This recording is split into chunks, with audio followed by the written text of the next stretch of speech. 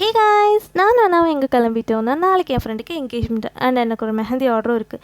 So அதுக்கான things வாங்கலாம்னு சொல்லி சிவானந்த காலனி தான் போனோம். சிவானந்த காலனி பஸ் ஸ்டாண்டுக்கு பக்கத்துலேயே ஒரு அங்கிள் கடை போட்டிருப்பாரு. அவர்கிட்ட கலெக்ஷன் சூப்பராக இருக்கும், பட் ஈவினிங்கில் தான் இருப்பார்.